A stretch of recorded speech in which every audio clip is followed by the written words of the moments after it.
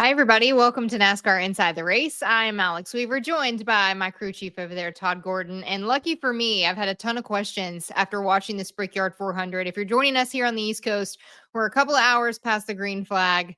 It is 9 p.m. Eastern. So we appreciate you guys for tuning in, hanging out with us. But I had a lot of questions for Todd. So Todd is going to help me digest what was a chess match between crew chiefs, it seemed like, in these strategy calls between teams, which ultimately led to Bubba Wallace getting his biggest win of his career. He won a crown jewel in the sport of NASCAR. The 31-year-old finally gets a Brickyard 400.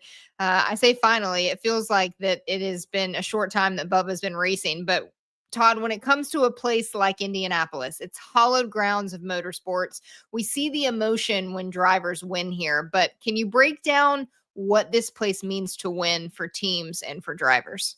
Well, you look at it. I mean, it's a mecca of motorsports. It goes back to what, 1909, just American motorsports. It's hallowed ground. And when NASCAR finally got the invitation to be part of it, it was revered, and love that we're back on the oval. That's really, I mean, what this place is made of, and it's pretty special to get there. Obviously, to me, I worked for Roger Penske for so many years. It was his dream, and ended up being, he owns a racetrack now. But it's a special place, one that everybody looks at, and winning here is a true accomplishment.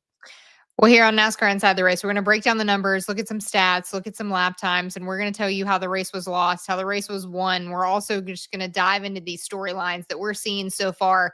After Indy, we have 4 races left until the regular season. We put a bow on it. We're done, and we're going to crown a champion out of 16 drivers that will make the NASCAR playoffs this year. So for those of you watching, again, thank you for joining us. If you have questions or comments, please put them in the chat. We're going to try our best to answer them and pull those up throughout the show. But let's talk about the winless streak with Bubba Wallace, because it was the second longest streak that was snapped at Indianapolis. Casey Kane did it in 2017 when he snapped a 102 race winless streak. 100 races since Bubba Wallace had won a race. His last race was in September of 2022 in Kansas. So it's been a while. Obviously, this will be one that he does not forget. But Todd, for you, how was this race won by Bubba Wallace? Break down the strategy for me. Well, I think there's a couple things that played into this. I think they've had a really fast race car. It ran in the top 10 all day long. They qualified well. They had good pieces. It's something that he and Charles Denick have done a good job of this year. They've had speed, and they put things together. I really like, and I'm going to kind of tangent here, but I like how mature Bubba Wallace has become. And I think part of that's fatherhood. And he gets to a lot of pieces in that in the interviews we get to, but you look at this race, and really where Bubba won, where Charles Denick won this race, because I feel like this is a strategy race. Bubba did everything executed perfectly. They gave up the stage 2 win and pitted with 2 laps to go at lap 88. And that gave them the opportunity to come down pit road, gave up a known 10 points and a playoff point to put themselves in position to take advantage of an opportunity to win the race. So coming to pit road there at 88, Kyle Larson had come at 79 when they thought there might be a caution coming, bought him 9 laps of fuel, and put him in a situation where he could take 2 tires and cycle out in front of Kyle Larson on the final pit stop. So that, to me, was a key for their day to be successful. Crazy though, when we were watching the race, my first thought I think I made it lap 3 or 4. I was like, oh, we're already showing strategies. We're already like knee deep into how these crew chiefs are hoping to call this race. Were you surprised at a place like Indy? And I think his answer is going to be no for those of you watching, but were you surprised that it was like right off the jump, drop of the green, we're tossing strategies out in Indianapolis? No, not at all. Because in Indianapolis is kind of unique. When you look at the oval tracks, and we call them ovals, it's not, this is a rectangle. And the other one I'd say is a triangle, but Indianapolis and Pocono are the 2 places that we have 50+ second lap times. And that affords us the opportunity, and we saw it during the day, where you can pit. If you're in the lead or you're near the lead, you can pit for 4 tires and fuel under green and not go a lap down, which brings kind of that road course mentality of, okay, I need to get to lap 160. Oh, by the way, it ended up being 168 today. But from 160, how do I strategize my way backwards from that? And you're always looking at trying to put yourself in a position to be successful at the end of it. And that's what's cool about this place, is that it takes a great driver, but it takes a great pit crew and it takes a great strategy to be successful here. And Charleston Ike and the 23 car put it together. There's a reason why champions and drivers that have a ton of wins on their resume are able to find victory lane here. It just lends itself to being such a driver's race course, but also it's a strategy course. I mean, we see it with this track. It's all about the crew chiefs. Lately, it's been fuel saving 100% because of all the data and the analytics that crew chiefs are able to see there on top of the box, as well as the engineers and all of the men and women that are working. It is just funneled and funneled and funneled with data. And in turn, teams have gotten better at being able to predict some things and try and help out to make sure that their race car is there at the end of the race. We are going to be joined by Steve Letarte here coming up. He is on his way back from Indy. So as soon as he lands, we are going to have him on the show. Todd, I made a joke when Todd and I hopped on here before we started rolling that I know Steve and Todd and all the crew chiefs, this was like a foaming at the mouth race for them because it was just so many storylines, so much to talk about. But I want to start too by the sound from our winner, a Brickyard 400 winner for the very first time in his career. Let's hear what Bubba Wallace had to say post-race. Nothing can overcome the joy, the times you have with your family at home in private setting. And then you just so happen to be a race car driver on Sundays. So that's kind of how I look at it. I'm enjoying life. I enjoy being here at the racetrack with all you guys, making fun of what Jordan wears each and every week. It's just, I say it about once a year to myself. I have a really cool fucking job. And it's not even a job, a cool hobby. And you guys are all living it with me, so it's cool. Thank you. Todd, we have a pretty cool job too. We just get to talk about race cars. Yes. Yeah, we do. And but one of the things I really took out of this, and I kind of alluded to it earlier, but you hear maturity out of Bubba. Yeah. This is a different person than we had last year, the year before, in the stress. Obviously, the stress of the winless streak is off of his shoulders. So we've got a lot kind of calmer. But I feel like marriage, I feel like being a dad has been 100%. a big piece to him kind of putting racing in perspective. And that's what he talked about. It's a job, it's a hobby, right? It's not the first thing, but I think it lets him be a little more level with what's going on. And we've seen that this year. I feel like they've made better decisions and had better races because of it. And it culminated here at Indianapolis.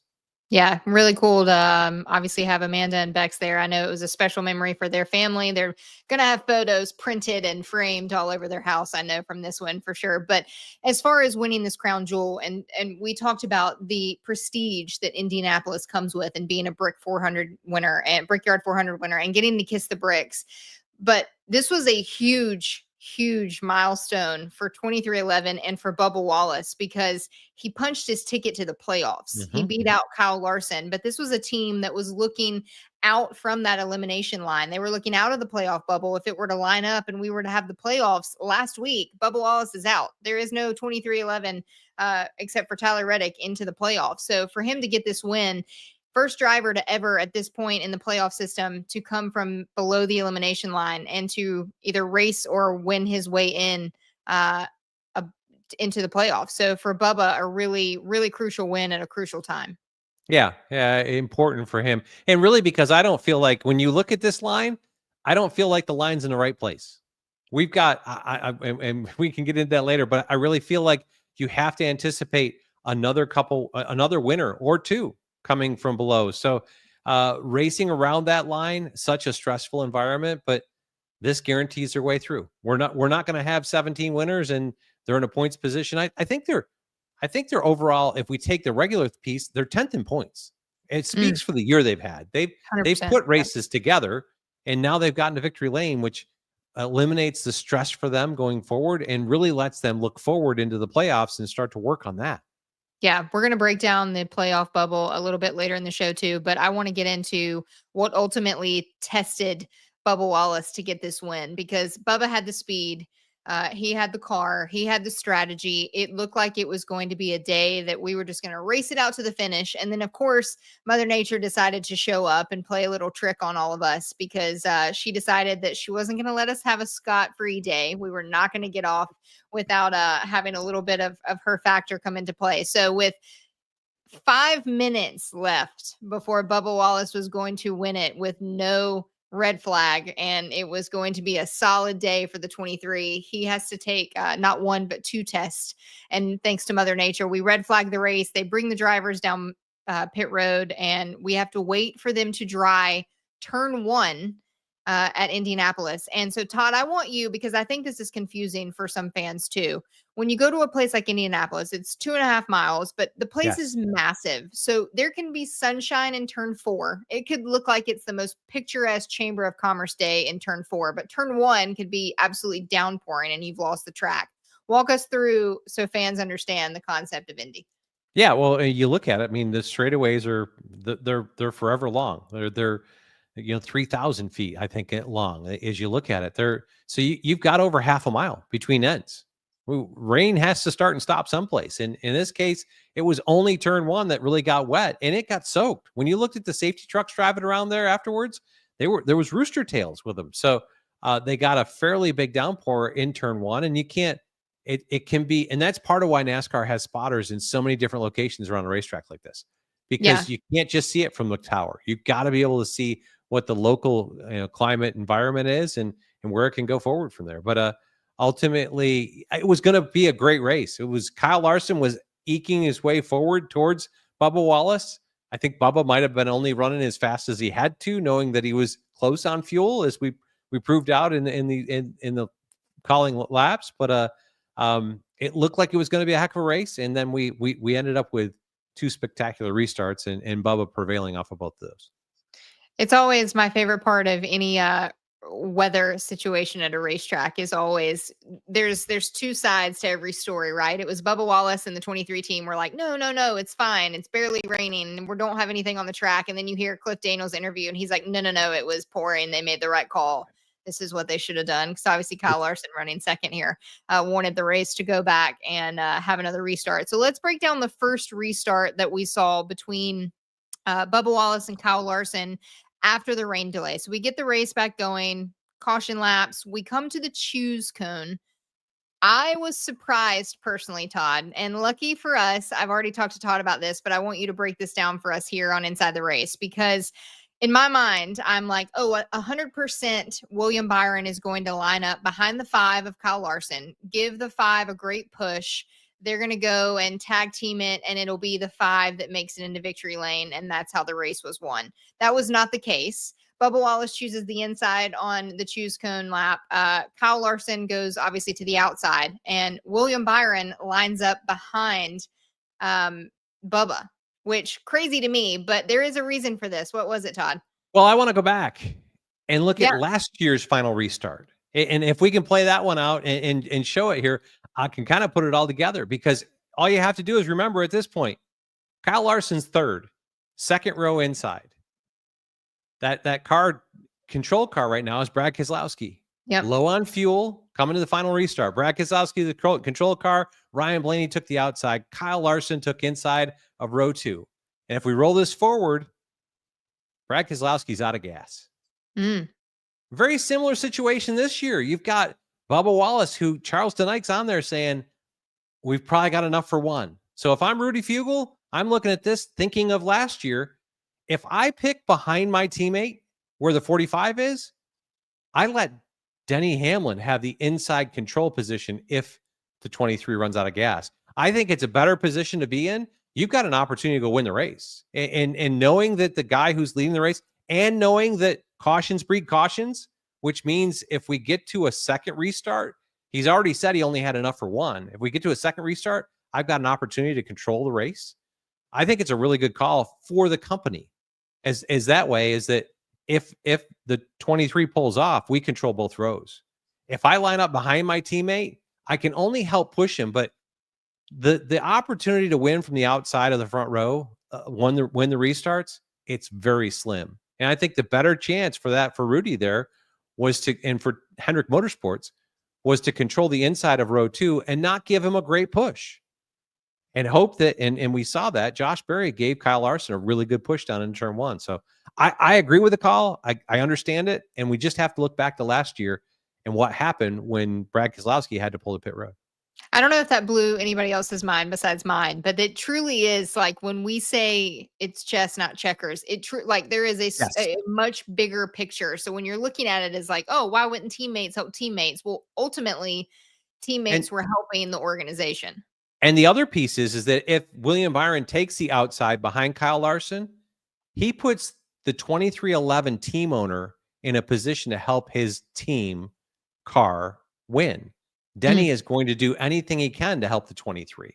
So you almost separate Denny and Bubba by picking down there. And if Bubba runs out of fuel, which they had talked a fair amount about, you've got the control of the inside. Rudy Fugle, smart man. I'm sure it was a team decision as well. But as far as what Bubba was deciding to do on the restart, when we went back racing, there was an opportunity that if Bubba needed to come down pit road and he was running out of fuel, and it was said on the radio by his crew chief that they didn't know if they had enough for 2 green-white checkers. They thought they had enough for 1. Let's listen in on what the crew chief, Charles DeKnight, said after the win today. Certainly had those conversations. They're difficult ones to have, but we felt like the odds were in our favor to give it another go, and it was a kind of a unanimous vote by all of our supporting cast that we have back home at Airspeed to go for it for sure. So DeKnight atop the pit box there for the 23 of Bubba Wallace said that it was unanimous. He's obviously referring to the call to stay out and to go for this win and to see how long they were going to make it on fuel. Todd, were you surprised by the call, and what do you think of it? No, I wasn't, because they're in a position where you can't give up an opportunity for a win. I mean, if you come out of this is too good an opportunity. You already made the commitment by short pitting stage 2 that I'm going for a win. So to make that call, and you look at it, we had I think we had 10 laps of caution. Yep. And under caution, and I'll do kind of geek out a little bit on the math here, but if you felt like you were going to get there, you were going to get to 161 or 162 on green flag runs. Well, those 10 laps of caution, you burn a half a gallon of gas a lap, roughly. But under caution, you burn about 0.2 of a gallon.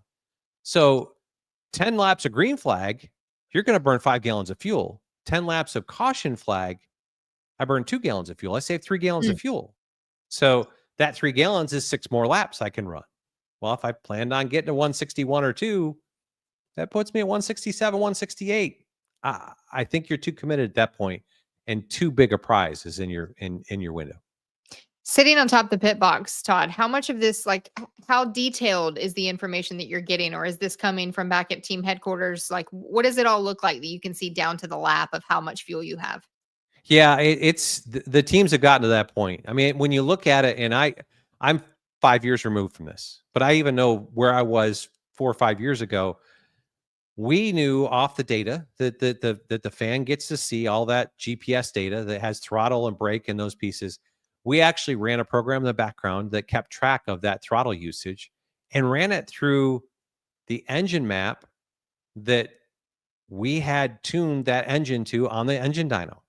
So we knew what our fuel usage was. I felt like 0.2 of gallons over a run, because we could see exactly how much we used, and we could also see where we were and how good our fuel save was under caution. So you really had a running tab as long as you understood how full you were. That's the biggest caveat here is, was the car jacked up when you said it was full and there was an air pocket in the left side of the fuel cell because it was still jacked up sideways?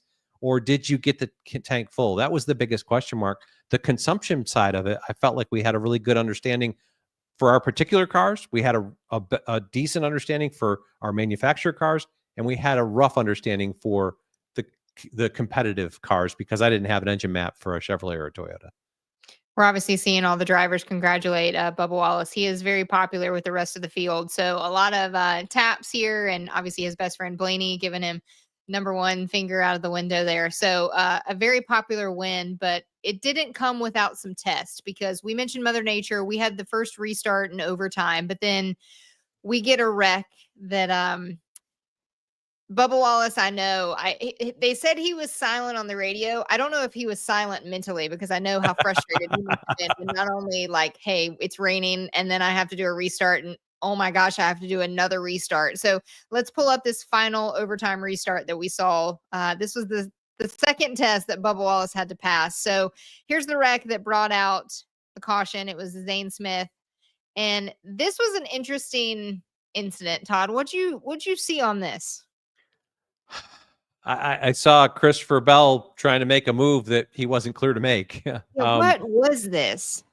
I really feel like Christopher Bell was hoping to cross over to get to the inside of Zane and make a commitment. That's just part of what happens on green, white checkers because it's all take and no give. And I feel like Christopher was in a situation where he lost a couple spots and was trying to come forward and trying to clear himself into there and just didn't realize he was about 4 inches short of clearing the 38 as he came down through here, looking to make a crossover move and just too late. And it needed to happen about a car length earlier before he made that run. But a lot of sincere, ownership of this. Christopher Bell on his radio afterwards, he really felt like he was looking high, and as Zane was coming off the racetrack, I think Christopher Bell wanted to cross him over and try to dive bomb him into the corner, but he wasn't clear, and unfortunately caused a wreck that added a little more stress to Bubba's victory tour. Yeah, there was a question there that said fair or foul. I think Todd already answered it. Pretty foul move. You would agree with by the 20? Yeah.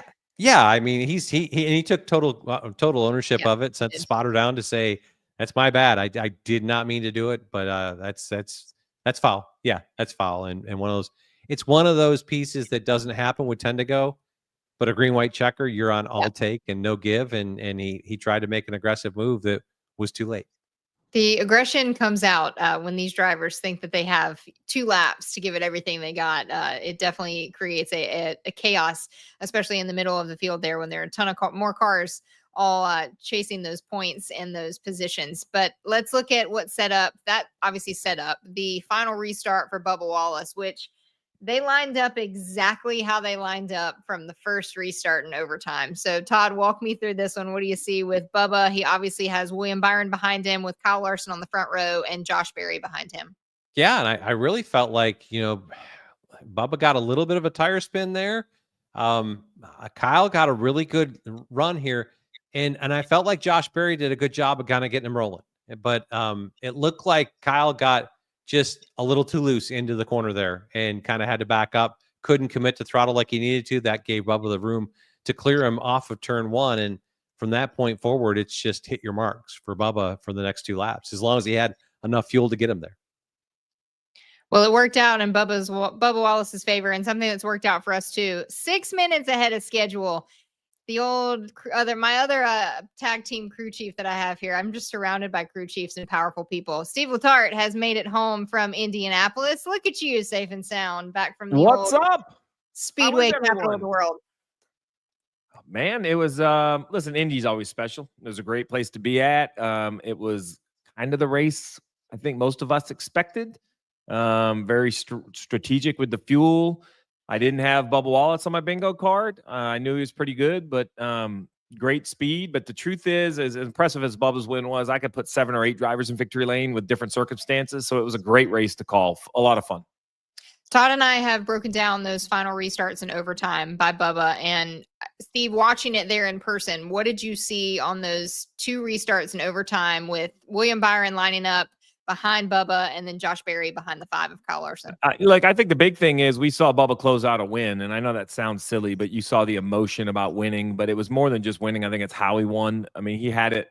Logano had control of the race, flat tire, and then it came to Bubba. But Larson was closing, but I think he was closing because Bubba could afford to let him close, right? There's no reason to drive it into a mistake when you don't need to. And then with those restarts, I was a little worried. But I think with this next-gen car, you just, unlike in the Xfinity series where you could take the side force away from the bottom car and he has to pedal it, I think Bubba just did everything he needed to do, which is he did get a little wheel spin. He did a little this and a little that, but he didn't do anything to give it away. He was like, Larson, if you're going to beat me, you're going to have the outside lane and you're going to have to beat me. And really just put two great restarts together. And it was a lot of fun to watch. You know what got lost in the melee were some other guys that had great runs. Like I didn't have Brad Kay come back in the top 5. Todd Gillen ended up 6th. Like there was just so much going on. I actually would have lost the bet. There's no chance I would have thought they were going to only run 2 green, white checkers. The one bell rack made no sense to me. And then the second time they got around there clean. So I would have lost that bet. Yeah, Steve, we broke that down too. Todd, obviously we showed the in-car camera from Christopher Did y'all Bell, see any more than me? Because all I saw was we what can the play it hell. again. All Let's we could play it get was a again, what the Nick. Pull hell it up. out of Dale Jr. in the booth. We didn't know. It was, I mean, he just thought he had room, no room. All right, so there wasn't something I was missing other than No. About 6 inches. About 6 inches too far forward to make the crossover move he was trying to make. Yeah, Yes, I mean, he didn't even catch him in the left rear. He catches him like almost in the right rear. Along with the 20 right now, that's obviously Zane Smith and the 38. And I mean, nowhere to go. Dang. Yeah, I hated it for Zane. He had a great run going. I think it was inside the top 15. And look, you know, it's really easy for us to break down after it happens. We're not running 175 miles an hour, but Yep. I'm also not a race car driver. We have to hold them a little bit more accountable than the rest. And Bell even said it on his radio. He's like, man, I hate that happened. So he knew he made a mistake. Well, before we get into, I want to get into the Denny Hamlin of it all. We're going to break down the in-season tournament challenge as well. But I joked with Todd about this, Steve. From the start of the race, how elated were you that this was just a true Indy Brickyard 400 pit crew battle crew chief strategy race? I mean, how dorky do you want me to get? They needed 60 gallons one way or another. You could do it in 3 stops or 4, or maybe even 5.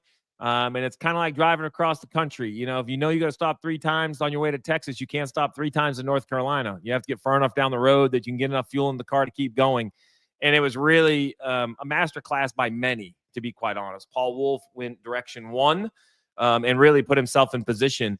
But I will tell you, it was very difficult. I knew Hamlin was in trouble before the last green flag pit stop. It was clear to me he needed fuel.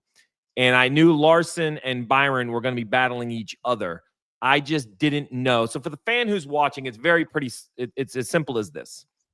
A lot happens, but it gets to a point where you have one pit stop to make, and everyone needs to stay in the pits a little bit longer than everyone else. The only question is, can you stay close enough to the lead? For instance, Joey Logano, it only worked because he stayed close enough to the lead that his shorter pit stop allowed him to leapfrog out front. That was really the key.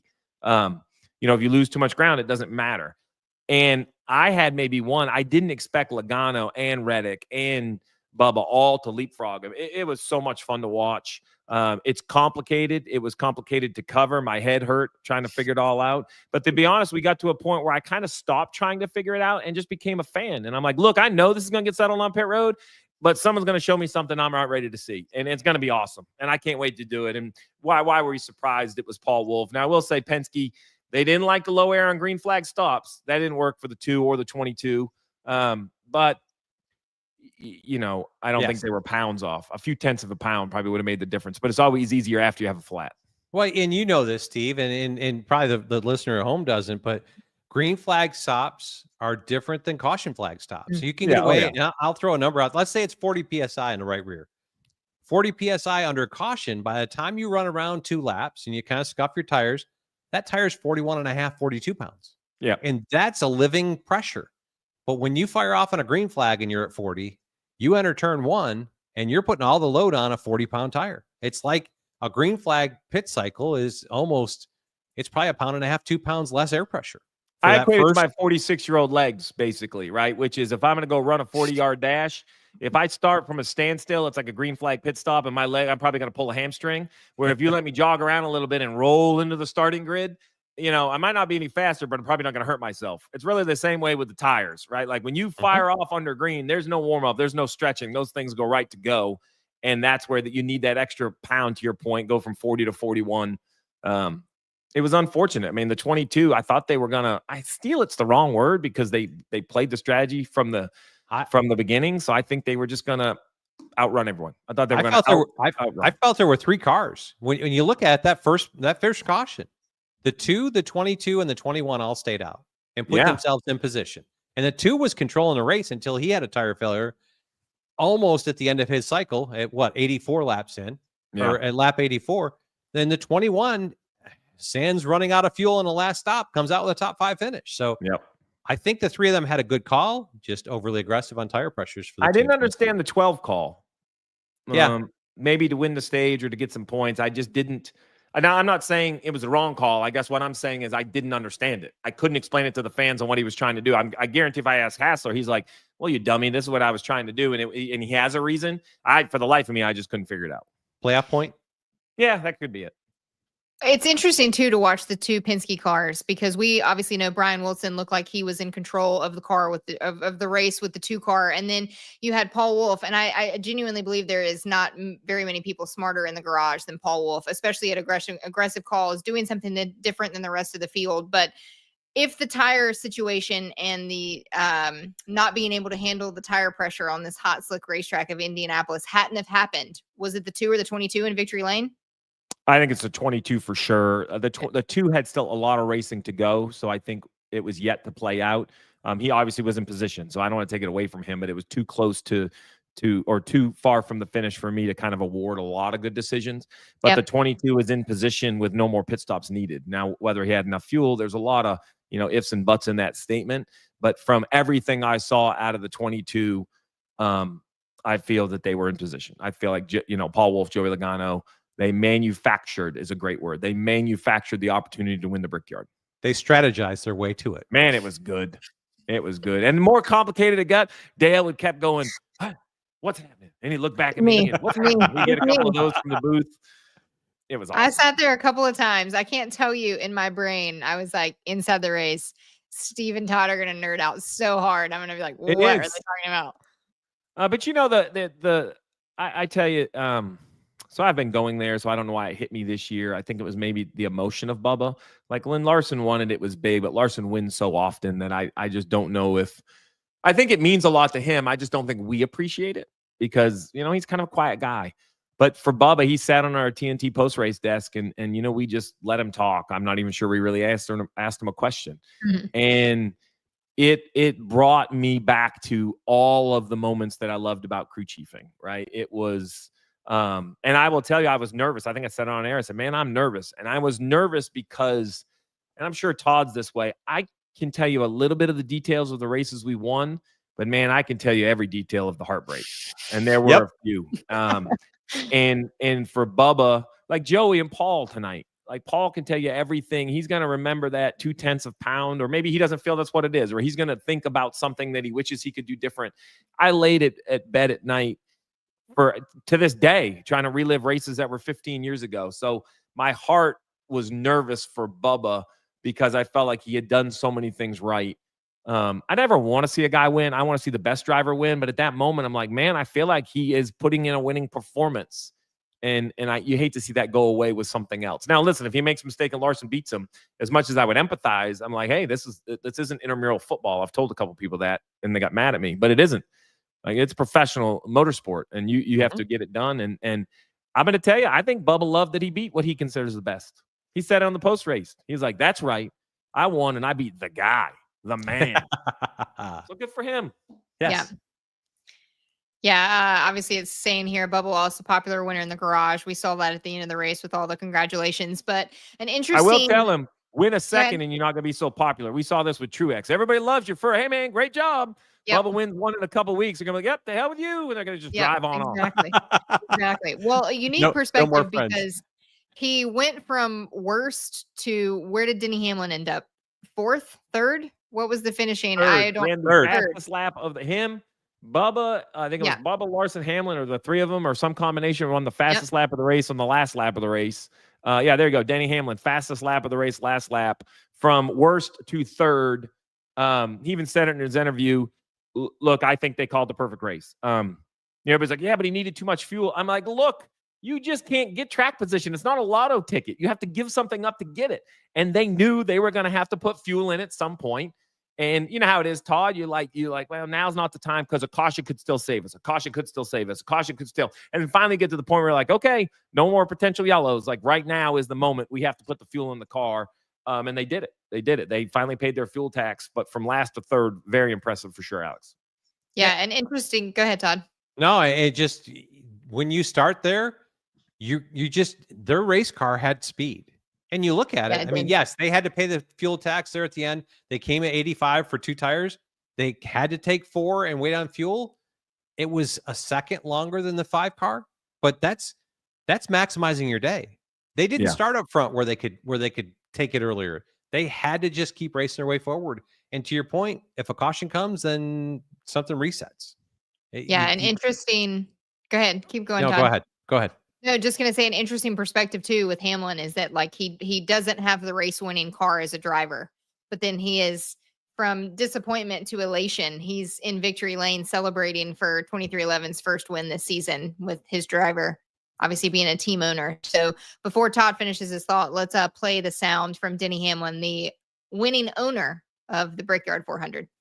Building a team from scratch is a huge undertaking. And so you feel more gratification because I had my hand in every little piece of that race team, from the branding to the sponsorship to the competition to the everything. So that's why, parents always feel much prouder when their kids accomplish something more than they do. All right, So- Todd, you're a parent. You get more excited when your kid wins something than you. I don't know about all that. Yeah. So I will say, I'm going to give Denny credit here. So, I hang out with Denny a lot on the golf course, and, he didn't ask my opinion about, building the team in certain parts, but when he was building items like the shop, for instance, every other week he'd be, man, let me show you this. And he'd get his phone out and it would be like artwork, or, man, I think I'm gonna put the surface plates here. And I'm like, he's not just talking the talk. Like, he literally had his hand in some of the smallest decisions that people can say he shouldn't have been in, but I think the opposite. It reminds me of Roger Penske a little, right, Todd? Like, Roger Penske has a way. There's a Penske way. There's a Hendrick way, right? And I think he's been smart enough, and he's absorbed that. There's a Michael Jordan way, right? And he created a 23XI way.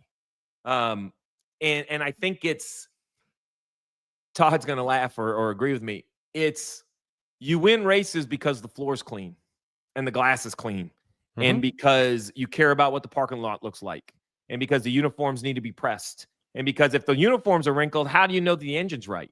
Right? Like, you have every detail matters because that's how good this is. That's how tough you have to be in this sport. And then I think, right, Todd? I mean, I think that's what he's talking about. Is he truly built it from the ground up, brick by brick? Yes. And every detail, when you can pay attention to those details, that there's not a smudge in the glass, you create an environment when people walk into it that they understand the expectation of excellence. That's what it is. If the floors are dirty and you're just worrying about going fast, things are going to break, because you're not creating the environment that has an expectation of excellence. Bubba Wallace's relief is more than just his accomplishment. Yeah. His relief is because without putting pressure on him, there's pressure on him to win. The best part about my former life is I had everything I needed to ever win a race. And the hardest part about my former life is I had everything I ever needed to win a race, right? Like, so when you lost them, you had no excuses. And I'm going to tell you, it is emotionally draining to look in the mirror and ask yourself, are you good enough? Like, you have everything. Like, are you good enough to do this? And I mean, that's what Denny's really done, right? He's given his teams, his drivers, the platform to perform. Now, the one beauty they have with him is I think he competes against them. So he also has this view about, like, RC. What did RC get on the radio after Dover? We got to get our cars better, right? And RC has every right to say it, right? That's his comment. Well, Denny can go in the competition meeting and say, y'all need to get your cars better because I followed them out there. Or, man, your cars are driving pretty good. Like, he can give a firsthand kind of report of what you're seeing on the racetrack. I think that's super invaluable. Yeah, for sure. Well, Todd Gordon, I can't say you're weren't invaluable to hear, because he broke down. Steve, when I came on, I was confused about a lot of things. Todd broke it down for me, because watching this race was just, from a fan perspective, it was so many storylines, so much strategy. So, Todd, I want to thank you for joining us. We're going to swap you out for Corey LaJoie now. But I wish I would have made it earlier, because Todd, you could have broken it down for me. I'm not sure I caught it all live on TV. So I'll have to call you tomorrow and you can fill me in on what I missed. Yeah. All good. Appreciate the time. Thanks, Todd. See you soon. All right, we're going to welcome in Corey LaJoie now, who we saw him on the Amazon Prime coverage with Steve Letarte earlier in the season. Hello, LaJoie. He's continuing to What's up, stack guys? pennies. We're going to break down everything now. I want to get into the in-season tournament challenge. I also want to get into this playoff picture that's shaping up here and what the rest of this regular season looks like. So let's start with Ty Gibbs, because Ty Dillon's Cinderella story just came to a close. So Corey, for you, did you have Ty Dillon and Ty Gibbs in the finale for your bracket? I'd be lying if I said I did. I think anybody, if they told you they had any inkling both of those guys would be head to head for $1 million, they'd be lying to you. So Yeah. I just thought that it was the shot in the arm that 10 team needed, because they haven't run well all year. But to go that deep in the tournament, get a little swagger back in Ty's walk, Ty Dillon, that is. And maybe this pumps Ty Gibbs up a little bit too, because we are all expecting him to reach his potential behind the wheel that he still hasn't. This in-season tournament, great, but still we're expecting him to win. So we need to see him win, and haven't done that yet. Yeah, Steve, who won? I don't know what the point standings are. Steve and I had a bet of who was going to have the best bracket, and I don't think Steve or myself had Ty Dillon or Ty Gibbs going not near as far as they made it. So I don't know who's No, buying. I didn't have either one. I will say that I thought the drivers leaned in. I thought the matchups were great, and I thought this matchup went about like we thought. Ty Gibbs had the speed all day long, and I loved when we talked to him post-race. He said, hey, we kind of didn't really give it a whole lot of conversation, but then as we got closer, he said going to Dover against Reddick, it like punched him in the nose. They're like, man, we got to go. Like, if we're going to win this $1 million, we're going to have to go. So I thought that was great. And I thought that we finally asked him. We said, man, what are you going to spend $1 million on? He was going to give us some BS PR answer. And finally he's like, nope, I'm going to spend it on my racing. I'm going to buy some more stuff for my sprint car, which I love. That's a true racer. And that's, I think for Ty, that's what I'm looking for. I agree with Corey that I'm ready to go to victory lane. And I'm also ready to see him just be more comfortable. Just be a superstar. And I think he has the talent, and I think the win's right around the corner. I don't want to say this was a distraction. I think it was actually very mature that they didn't allow $1 million to become a side story. I thought that would have been a major miss on their part. So the fact that they focused on where Ty Dillon was running and make sure that they pitted late and kind of got out of the mess, good for them. I mean, that's what I would have done. Does a win come for Ty Gibbs this season? Is it 2025, Corey? I think it has to. I mean, especially if your teammates are running good, that's the only people that you really are keeping one eye on. If your teammates are winning. For Chris Bell's got 3 in a row earlier in the year, and Chase Briscoe's coming on and starting to settle into that JGR Camry. Like, he's got to do it. He's got to do it. So I can tell you this. Before I jumped on, I heard Steve Letarte talk about how much pressure it adds to those guys who, when they have all the tools to win, they don't. It can really make you a miserable human. And I think some of that swagger, some of that, like the smiles on Ty Gibbs' face, we don't see him very often because that 54 is not in victory lane yet. So if he can somehow get over that hump and get in victory lane this year, I think he could start to get some of that confidence back, like we all know that he's got. Yeah, I think it happens. 14 to go. I think it happens for sure. Busher beat SVG at Watkins Glen last year. I think that could be Ty Gibbs. I don't know if it'll happen before the playoffs start, but in the last couple of years, we've seen some playoff drivers win in the playoffs. That's kind of they don't quite maybe just give way to the playoff drivers like they once had, which I'm okay with. So I agree. I think that the win for Ty Gibbs is absolutely out there. All right. Well, that leads and two, with Alex, I think and I forget, I'm just as guilty as anybody. There was no more bona fide prospect since Ty Gibbs until Connor Zilic. Like, Ty Gibbs was a lock as a Cup Series superstar 2 years ago. And the Cup Series has a good way of humbling. So if he can just get him and Tyler Allen just get over the hump and get the first one, I think that ultimately can really uncork. And I agree with Stevie. He is one of the best at road courses, and I think he'll have a pretty good shot at the next 2 we go to. Yeah, definitely.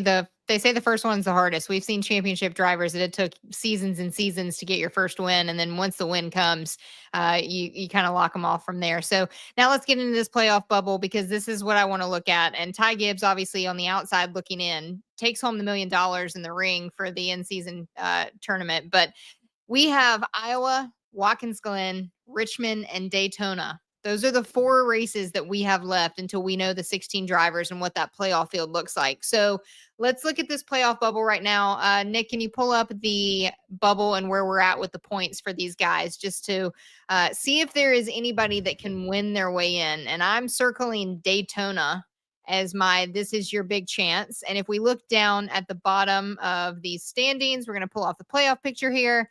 Down at the bottom, I mean, if you look at the drivers that are below this elimination line, as we head to Daytona for the regular season finale, Ryan Preece, Kyle Busch won on a super speedway before. Ty Gibbs, which we've talked about, a win is coming. AJ Allmendinger, Michael McDowell, Daytona 500 champion, super speedway.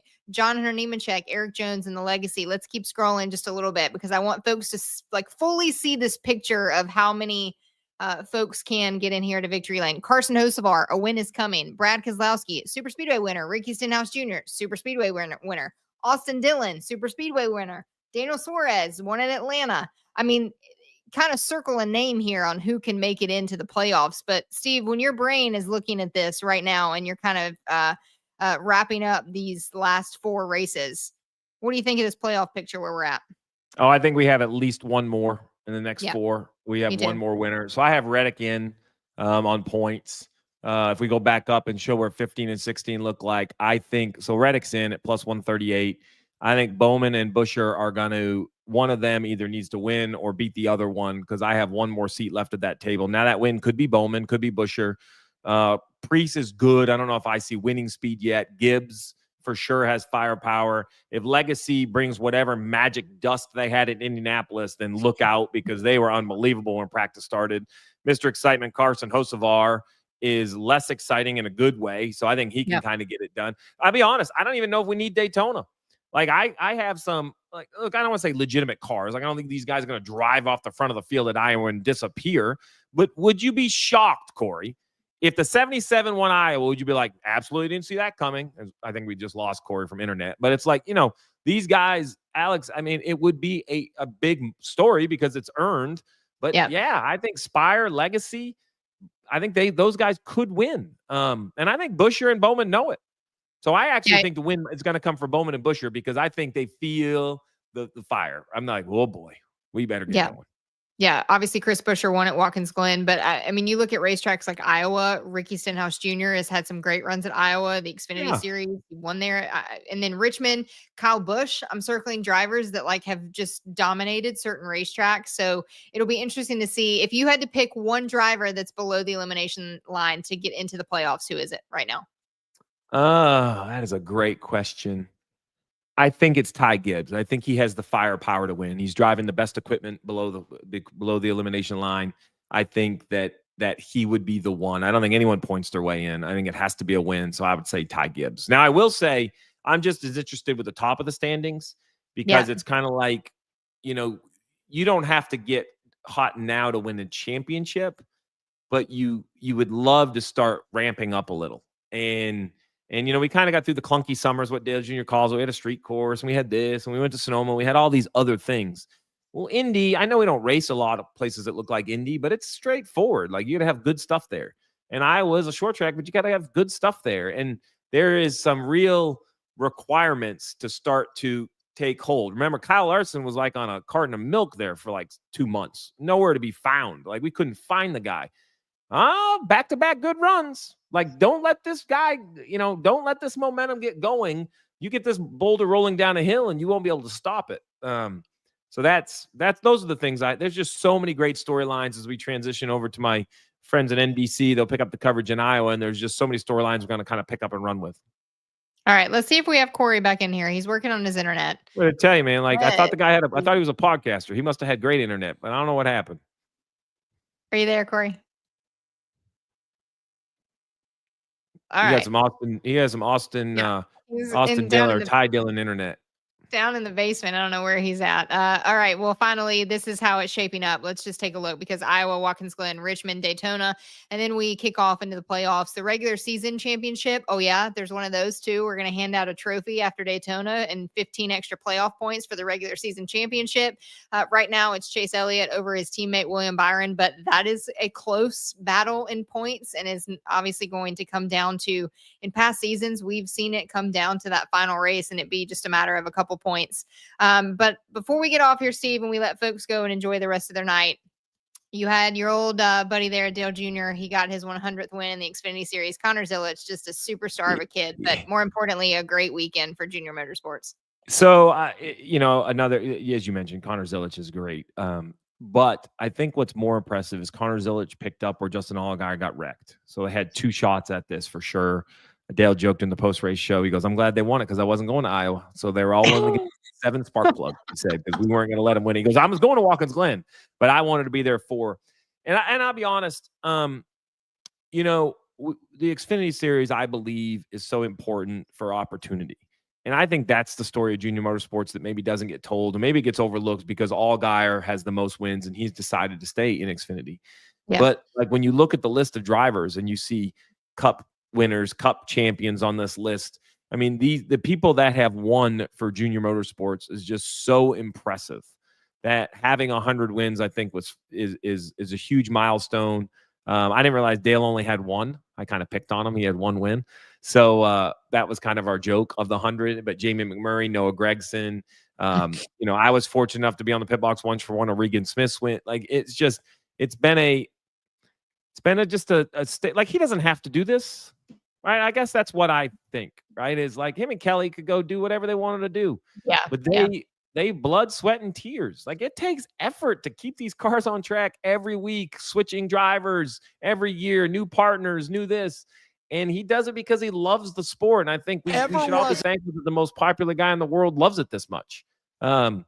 Because he does. And I want to applaud Kelly. I know Dale's the face of the organization, but I've been around that organization enough to know that Kelly and LW both put a lot of hours in to keep the ship righted. But 100 wins. It was a lot of fun. Yeah, have you ever seen it? He ran down pit road with that big flag like a kid on Halloween. I don't know what it is with him and big flags. I thought we were going to get the championship, the Xfinity Series championship all over again of him holding the flag hostage. I was like, poor Connor's not going to touch that flag forever. No, it was great. It was great. It was fun to see. And listen, that Connor is good. I'm telling you, good. I know we don't officially know what he's doing next year. There's a lot of whispers and rumors that we'll see him on Sunday full time. I don't think that's a bad decision. And I don't know when he was going to wake up and realize he's this good because he's like the nicest young man in the world. The best manners. I think I've told the story about Connor before. He came up to me and introduced himself at a driver's meeting. He was in like street clothes and just walked up and was like, "Hi, I'm Connor. I race in the Xfinity Series," and has just been the nicest driver. Has really I don't even want to say matured because he came in mature. It was like as soon as I met him, he was just like such a mature driver, but a really nice guy, and I'm glad to see the success that he's had. My one rant, I wasn't here for the beginning, and I will say maybe we should have went to the road course at Indy because it made me fall in love with the oval all over again. I think you don't know how much you love something until you lose it, Steve. Yeah, so maybe I took it for granted. It's magical. Like it just is. It's the pagoda, the track, the history, the museum. And I said it on the pre-race, and I'll say it again. What makes it special is it isn't a NASCAR track. I know Indy built it, but I don't even really call it an IndyCar track. Formula One's been like it is. I think it is almost a universal motorsport language. And I think the simple fact is if you talk to any racer on the globe, depending on the area of the world where you grew up, you might have a track that you love more, but they all know this one. And I don't think there's a race car driver in the world that would turn down the opportunity to race or potentially win there. So, and I think that's what made it even more special for Bubba. Like, it's so great going to Indy. It was awesome. Yeah, definitely really cool to see the emotion because Bubba, I mean, he does wear his emotions on his sleeve for the most part, but it was really cool to see him with his son, his wife, kissing the bricks. There is nothing like it there when you win a Brickyard 400, a crown jewel for our sport. So congratulations to Bubba Wallace. There we see him kissing it with the team and Amanda beside him with the trophy. Steve, final thoughts here. I know you said that obviously it made you fall in love with the oval all over again, but what'd you make of it? And 4 races to go till we wrap up the regular season. Man, you got to win at Indy. You better have it all. Strategy, speed, horsepower, downforce, pit stops. So I've seen it lost a bunch of different ways. And to make the NASCAR playoffs, nothing's guaranteed. You better go to victory lane. I feel good about Reddick with points, but he's the only one. 6 weeks ago, we were kind of laughing that maybe how many winners we're going to have. And yet we keep getting them. And even though nobody can pick who it's going to be, this time it was Bubba Wallace. So I say Ty Gibbs, but it can really be anybody. So my final thoughts are very simply, if you go to Daytona in a few weeks and you're stressed about making the playoffs, you should sleep on that all winter long and make sure when next year rolls around in February, your goal is to not be in that case at the end of the regular season again, because I wouldn't wish it upon anyone. I would wish going to Daytona, trying to protect points or needing to win, the pressure of that is like a little precursor for what we're going to get in the playoffs. So we have a great stretch run coming. It's great. I appreciate your help getting this thing off the ground tonight. Now I've committed. We're going to be right after NBC goes off the air starting in Iowa. I'm not coming home. I'm not going to try to jump home on a Sunday night. So I'll be joining you as close to race time as possible to break it all down, because I do believe we're getting to that time where the storylines write themselves. It's going to, as the vice grip cranks down on these drivers, they're going to try to, it was chippy out on the track today. Chippy. Yes. You could feel it. Like it was chippy. Yeah. Iowa, great place. Obviously, our second time that we have brought the Cup Series there. It was a fabulous welcome last year. The people were so kind. It was a sellout. It was a great race. I ate corn in Victory Lane, so I enjoyed myself. I'm excited for the action. Des Moines is a foodie town, and I'm a foodie. So I'm like, this is going to be great. I'm going to have some great food in Des Moines. And to your point, sometimes as grand as Indy is, there was something very kind of warm about when we went to Iowa. Like the track's smaller, the stands are smaller, standing room only. It was a very enthusiastic crowd, so I expect the same again. Yeah, it also was 90 degrees with about 95% humidity, so it definitely that's 25 degrees cooler than the pre-race I had today, because I think it was 130 degrees sitting there on pit road. So yeah, Indy always hot, especially in the summertime. All right, Letarte. Well, I appreciate you joining me. I'm glad you made it safe and sound from Indy. We'll see you next week after our race at Iowa. Fans, thanks so much for joining in NASCAR Inside the Race. We'll be back with you next Sunday. Have a great week.